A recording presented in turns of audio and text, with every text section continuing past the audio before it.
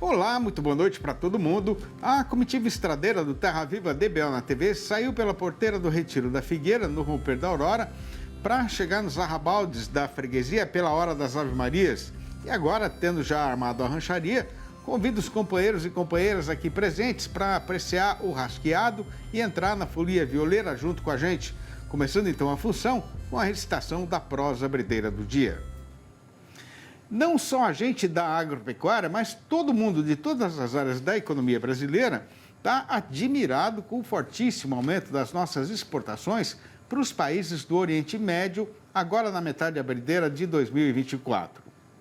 O que tem para ser contado é que, de acordo com os dados divulgados pela Apex, que é a agência oficial de promoção das vendas externas do país, nos 6 primeiros meses deste ano presente, os embarques de todos os tipos de produtos em geral renderam um total de 8 bilhões e 800 milhões de dólares, com um crescimento de 25,8% na comparação com tudo que tinha sido vendido nos 12 meses do ano passado.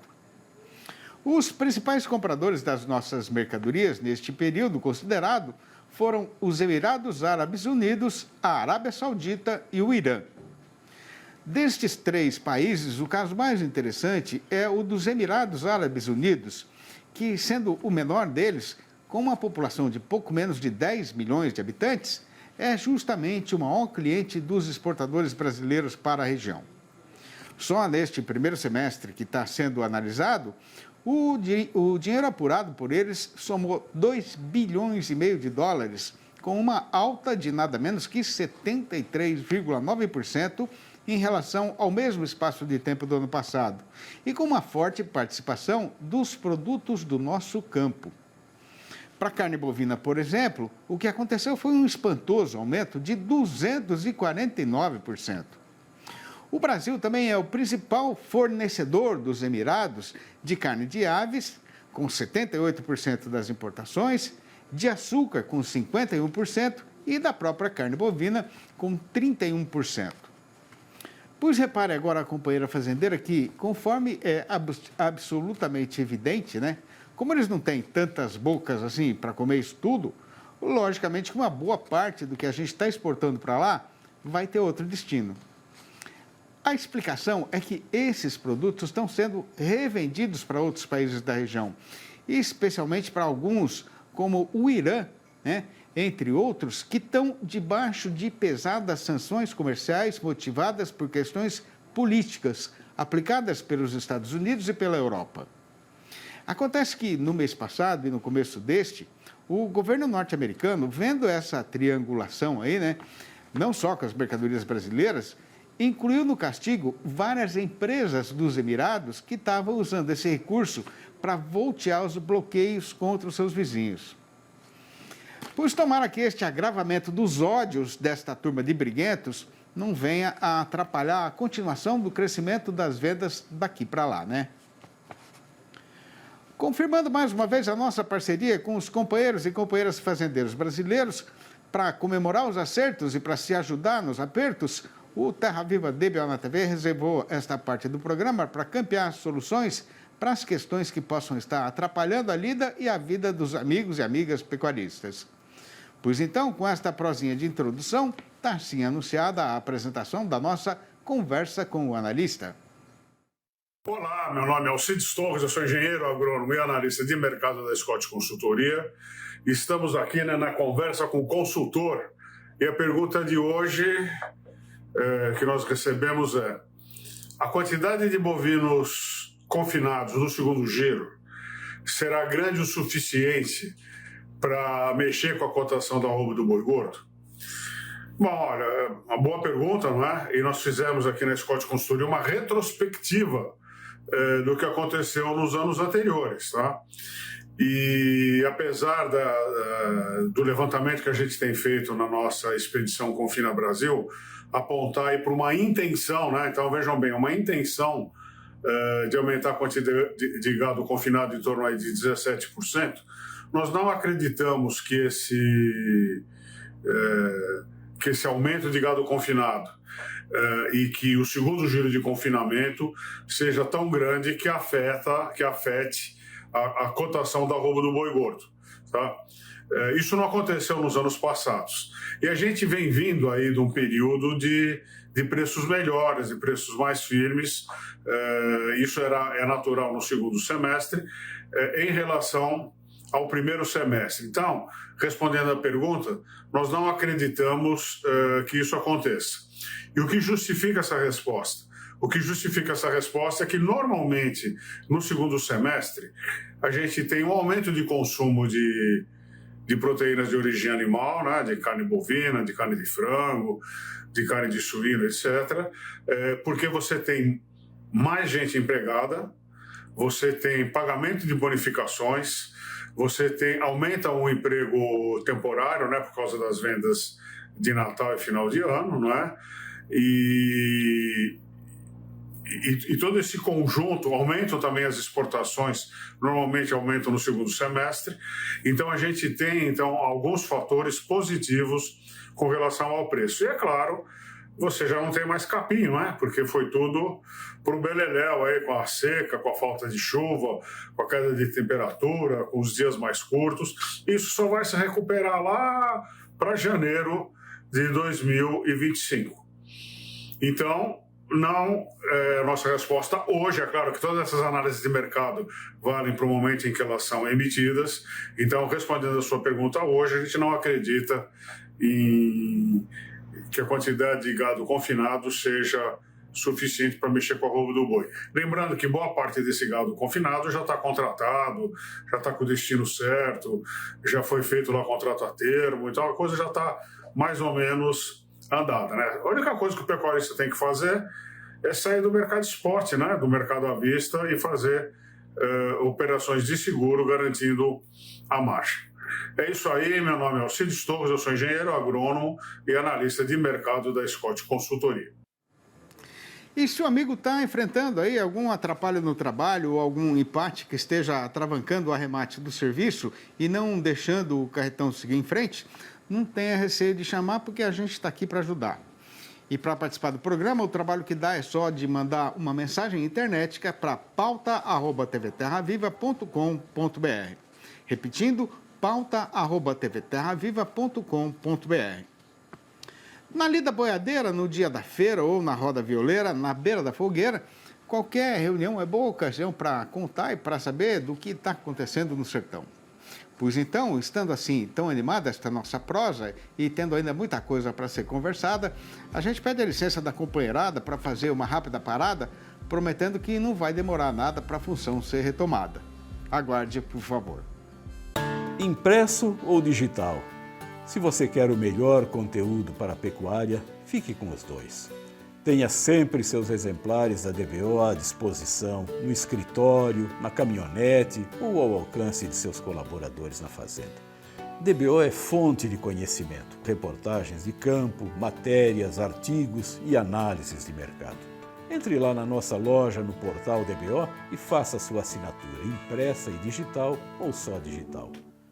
A estiagem do final do outono, que já foi, né, e se combinou com a friagem do inverno, que já está entrada e bem andada no calendário. E o resultado aqui da estrada mesmo, o viajante já está reparando bem que a paisagem está mudando e o tempo está trocando o capim verdejante pela macega acinzentada. Aí a situação já começa a ficar complicada para quem ganha vida na lida de gado, porque o caso requerido é de fazer a suplementação nutricional do mestiço. E se esse serviço não for muito bem feito, o prejuízo é certo e dolorido. Pois então, para adquirir informação qualificada a respeito de qual é o melhor jeito de dar atendimento a esta precisão, a gente conversou recentemente com o Dr. Kelvin dos Santos Nascimento, consultor técnico da área de ruminantes da Traum Nutrition, e sendo assunto de grande interesse para os companheiros e companheiras boiadeiros, a gente convida todo mundo para assistir a gravação que foi feita naquela ocasião. Boa noite, Dr. Kelvin. É uma grande satisfação para a nossa comitiva novidadeira ter a sua presença virtual aqui no nosso arranchamento eletrônico. Seja muito bem-vindo e faça o favor de ficar à vontade, porque a serventia da casa é a hospitalidade e a simplicidade. Boa noite, Sidney. Boa noite a todos. Muito obrigado. É um prazer estar aqui com vocês. Ô, Kelvin, O que é que está acontecendo com o valor nutricional do pasto nessa hora exata em que a gente está agora, né, com a chegada da estiagem e o fim da safra do capim? Sidney, o que está acontecendo é o que acontece todo ano tem seca, e ela chegou mais uma vez. A gente está aí num período, em algumas regiões, um período de transição, onde o capim ele começa a diminuir a quantidade e a qualidade nutricional. Então, a gente precisa ficar atento a isso e tomar decisões e estratégias nutricionais para manter o desempenho do nosso gado. Agora, se a boiada já está engordada, né, a hora então é de vender, né, conforme aí o procedimento normal do pecuarista, né? Mas qual deve ser daqui para frente a preocupação com o gado que vai ficar na propriedade, Kelvin? Então, Sidney, a preocupação principal deve ser em continuar atendendo a exigência nutricional desse animal. Ou seja, continuar dando a suplementação, o pasto, em quantidade e qualidade, para que esse animal continue desempenhando e atendendo os objetivos do nosso sistema produtivo. Então, basicamente, a gente tem que estar atento a isso. Agora, por que não adianta só dar aí um sal branco para a boiada lamber no coxo nessa hora de mudança de estação, hein, Kelvin? Sidney, basicamente, o pasto está perdendo qualidade nutricional. A gente teve o pico de qualidade do pasto aí no período das águas e agora está perdendo essa qualidade. Então, ele está perdendo proteína, ele está perdendo... essa proteína está ficando mais indigestível e a gente precisa corrigir ela. Então, só o sal mineral, que fornece mineral, macro e micro, ele não tem a capacidade de suprir toda a exigência do nosso animal, que anteriormente, no período das águas, tinha aí proteína, porque estava vindo chuva e o capim estava se renovando. Agora o capim não se renova mais e aí ele precisa corrigir essa quantidade, falando basicamente em ingrediente proteico, em proteína, ureia, na maioria dos casos, um nitrogênio não proteico, na dieta desses animais para eles continuarem mantendo a ingestão de alimento, que é muito importante. Então, quando a gente avança para o período seco, a ingestão de alimento ela corre o risco de reduzir, principalmente porque esse animal, se ele pasteja, ele tem menos disponibilidade de pasto, ele ingere menos, e essa massa seca, falando bem simplificadamente, ela fica dentro do rumen mais tempo, então ele para de comer, come menos, e a gente precisa corrigir um pouquinho com ureia ali às vezes, com proteína verdadeira, para esse animal continuar se alimentando na mesma quantidade que vinha antes. Agora, como é que o pecuarista faz para saber qual é a suplementação certa para a sua boiada? Sidney, a principal recomendação é buscar um consultor, um parceiro técnico, para buscar essas informações e tomar essa decisão junto. Então, precisa ser avaliado isso em loco, precisamos entender como que está a situação da fazenda do pecuarista, qual é o objetivo dele, para delinear aí as melhores estratégias, ver o que dá para segurar, o que dá para acelerar, onde que ele precisa vender, o que ele precisa fazer para tomar essa decisão. Ok, eu vejo agora o que é que muda, né, na suplementação, conforme cada tipo de animal, cada categoria de animal que o fazendeiro tem na propriedade. Sidney, basicamente, os animais têm exigências diferentes. Então, uma criança exige diferente do que um adulto. Mesma coisa com um animal. Uma novilha vai ter uma exigência diferente, um animal de recria, um animal em terminação. O que a gente precisa entender é que eles têm exigências diferentes, eles precisam de um trato, uma suplementação nesses casos diferenciado, mas essa tomada de decisão ela precisa ser feita baseada no que o produtor quer. Qual que é o objetivo da nossa fazenda? Onde que a gente quer chegar? No final do período seco, que está se iniciando agora. O que eu quero com esse lote de animal, com aquele, com o outro que eu tenho, com as minhas novilhas? Então, basicamente, é entender esse sistema e ajustar de acordo com cada categoria. Agora, nessa fase que a gente está, né, de mudança das águas para seca, né, o fazendeiro precisa fazer algum tipo de adaptação na dieta do gado antes de começar a dar a suplementação? Perfeito, Sidney. Essa é uma ótima pergunta. E sim, toda mudança na suplementação ou no trato que você vai fazer para o animal, ela requer adaptação. O ruminante, ele tem bactéria dentro do rumen. E essas bactérias, elas precisam ser adaptadas a cada novo alimento que você coloca ali. Imagina que a gente está colocando um alimento diferente para o animal e ele precisa de adaptação. E a gente aqui falando em período seco, que a gente fala muito de ureia, ela começa a ser mais utilizada agora. Então, principalmente para a ureia, a gente precisa de uma adaptação. Essa adaptação é uma coisa muito simples. Existem várias formas de ser feita. Então, a gente sempre recomenda que se atrele o produto que você está utilizando com o pasto que você tem e o animal e tomar essa decisão com base nesse histórico que o animal tem, e fazer a adaptação bem feita é muito importante para ter ótimos resultados. Ok, eu queria agradecer demais a sua participação, suas informações muito precisas, né? E a gente é parceiro. Sempre que tiver alguma novidade, alguma coisa interessante, liga aí para a gente prosear mais um pouco. Obrigado, viu, Kevin? Grande abraço para você. Um abraço para toda a turma aí do Mato Grosso. Até a próxima.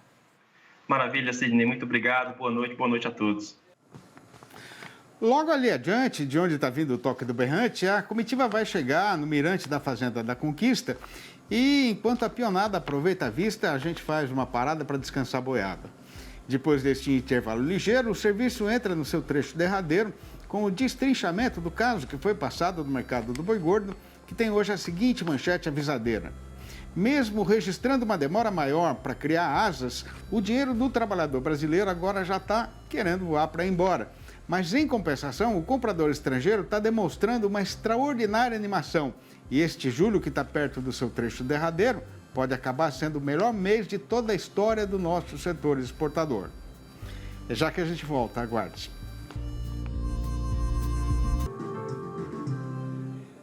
A beleza do gado bem terminado, com certeza vai deixar o comprador impressionado.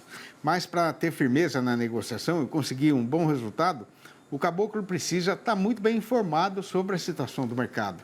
E para ajudar nesta precisão, a gente faz agora a apresentação do noticiário e do nosso comentário a respeito do caso que está sendo passado no eito com o boi gordo e de qual foi a evolução da sua cotação.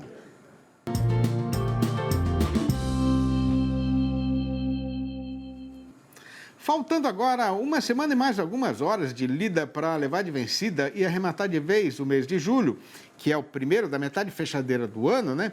A nossa praça boiadeira continua contrariando o que seria o comportamento esperado pelo povo do mercado e está firme na subida da ribanceira. Pois então, sem ter receio de ficar parecendo relógio de repetição, a gente faz aqui uma recordação ligeira de que a parte principal da explicação para esta situação atual é a carestia de mercadoria no comércio pecuário, por conta do avançamento do calendário e da oferta ainda pequena de gado terminado no confinamento.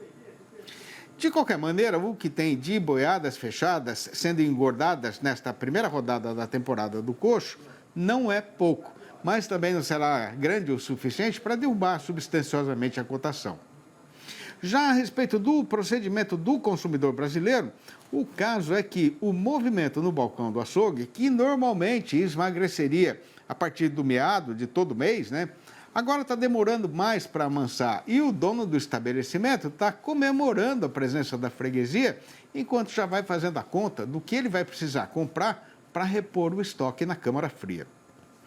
Logicamente que, com o tempo sempre querendo apostar corrida com o cavalo rei dos parelheiros para provar que dos dois ele é o mais ligeiro, o dinheiro do trabalhador, que já não pode mais ser esticado, né? Agora já criou asas e está indo embora. Em compensação, repare o amigo pecuarista que a exportação está numa animação jamais vista desde que o Brasil virou cachorro grande no mercado internacional de carne bovina. Conforme o balanço da SECEX, que é a Secretaria de Comércio Exterior do Ministério do Desenvolvimento, nas 3 semanas já vencidas em julho, foram despachadas lá para fora 162.500 toneladas do produto in natura. Isso dá uma média diária de 10.800 toneladas, o que representa um aumento de nada menos que 41,5% em relação ao período correspondente do ano passado. Aí, se o cartão continuar indo nessa mesma direção, né, e não tem nada indicando que ele vai mudar, este mês deve ser o melhor de toda a história do setor exportador brasileiro.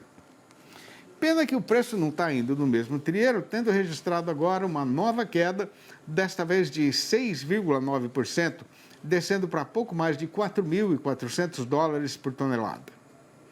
Juntando tudo e passando na peneira, fique a companheira fazendeira saberizada de que, no balanço do dia da Scott Consultoria, foram apuradas mudanças nas cotações em 7 das 32 regiões pesquisadas em todo o Brasil, sendo que desta vez o que aconteceu foi que, em todas estas praças consideradas, a arroba subiu. A lista destas arribadas agora foi puxada pelo sul do Goiás, onde a alta foi geral, com o boi sendo levantado para R$ 217 e a vaca para R$ 205. Isso para pagamento a prazo e ainda para descontar a parte do fundo rural. No norte de Mato Grosso, o macho aumentou sozinho, passando para R$ 213. No norte das Minas Gerais, já não se acha mais fêmea por menos do que R$ 192. No sul do Tocantins, o dono do frigorífico já está aceitando pagar pelo boi, sem reclamar, R$ 208. Em Paragominas, no Pará, quem foi para o mercado vender vaca nesta terça-feira já pegou R$ 187. Em Marabá, o valor mínimo da fêmea agora é R$ 183. E em Redenção, a vaca foi promovida para R$ 180. No meu peito tem saudade de tudo quanto é qualidade. Tem uma que é ligeira e será passageira, tem outra que é matadeira, mas eu não me desfaço de nenhuma delas, porque eu sou violeiro e o meu coração é passarinheiro. E se não for hoje, vai ser amanhã, que essa febre terçã vai ser afogada e sarada numa nova toada para animar esta minha vida despreocupada. E depois de levar de vencida mais uma jornada na lida e com o lombo cansado do trabalho pesado no eito, a precisão agora é de aliviar o pensamento e terminar a jornada assim, de um jeito leve, né? Com a recitação de poesia, como a gente faz aqui todo dia no fechamento da nossa função noticiarista e novidadeira. E para os companheiros e companheiras que têm esta mesma opinião, a recomendação é a leitura dos 4 livros da série Versinho de Caipira, onde eu ajuntei e publiquei estas prosinhas rimadas de minha própria autoria. Não tem nas livrarias, e se por acaso alguém quiser saber como fazer para comprar um exemplar ou logo a coleção inteira, pode me ligar diretamente no número 11 98 224 1807. Eu vou repetir, 11 98 224 1807. Ou mandar um e-mail para sidneymascio@uol.com.br ou ainda achar meu nome lá no Facebook. E este verso foi recitado para dizer que por hoje o serviço está terminado e a comitiva está de saída, mas já fica aqui prometida a volta do Terra Viva DBO na TV para amanhã mesmo, às 6 horas, às 8h30 da manhã e mais tarde às 7h25 da noite. Um abraço para todo mundo e até lá então.